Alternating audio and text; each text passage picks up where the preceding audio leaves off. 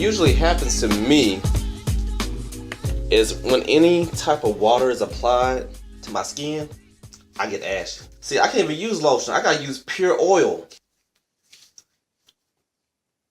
I was talking to this girl one day, and I was making casual conversation with her. I asked, "Do you have a man?" She's like, "No, I don't have a man. Do I need one?"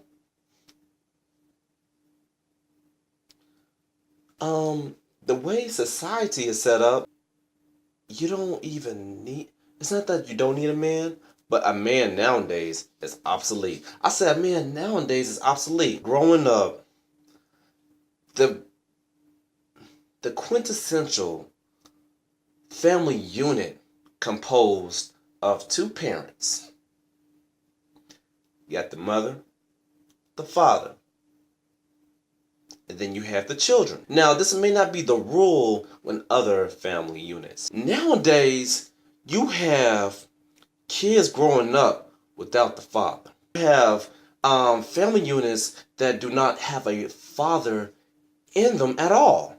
Okay? You got mama and mama action. When it comes to kids being raised, I don't care if you are the most greatest mother in the whole world. I don't care if you got a trophy for it. You got a gold medal and a blue ribbon to go along with it. One thing that you cannot be to a boy is the example of how to be a man. I'm going to say it again.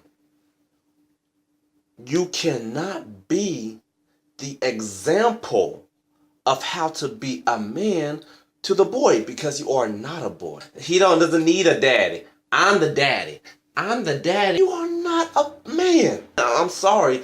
Matter of fact, I'm not even sorry nowadays, because I'm telling you the truth. It's bad enough that we already have a social issue with the black community by a lot of the black men not staying in the household and raising their children up to be good men or better men than they were. I grew up without my biological father in the household, okay? The person that was in the household that was in the place of like my father wasn't really a good example of how to be a good man. So I had to look around to see what type of man am I. I got a brief story.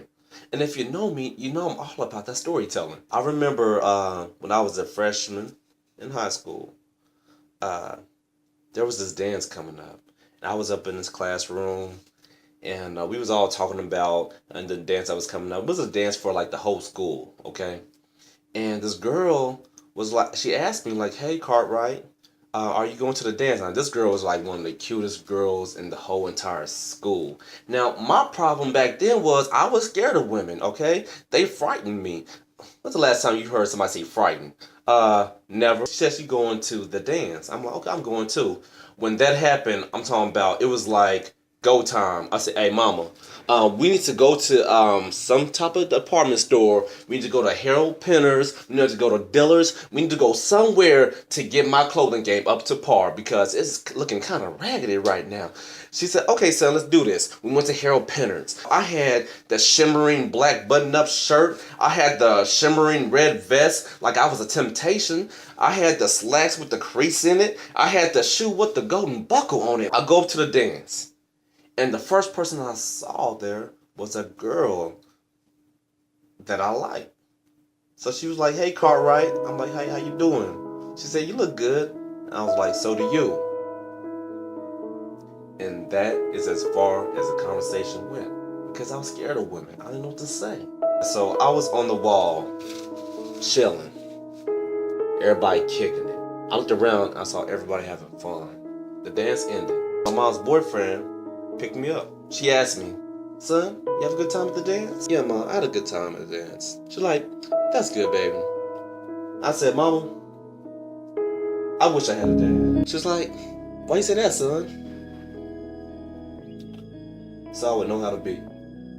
So I know how to be, Mama.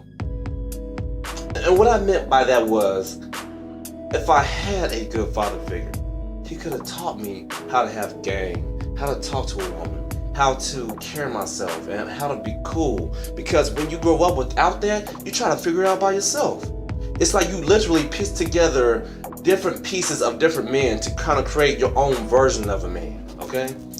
Now, with that being said, a man's position should not be obsolete anymore. I got 2 nephews who I love dearly, and I teach them the right way, despite the world doing things the wrong way.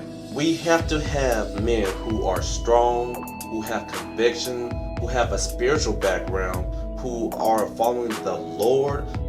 Hey, I understand that a lot of people don't believe in that, or a lot of people not living like that. But hey, you know what I'm saying? Hey, that's just what it is. Man is the strength.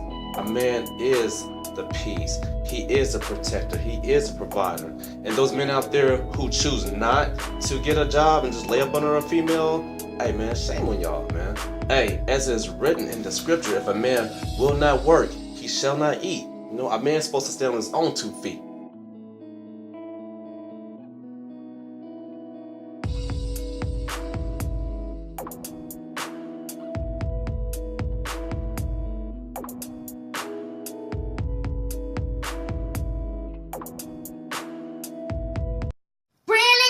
Right, what are you doing?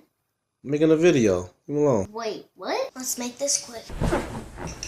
Yo, what is good? This is your man, Mr. Cartwright. Thank you for checking out my YouTube channel.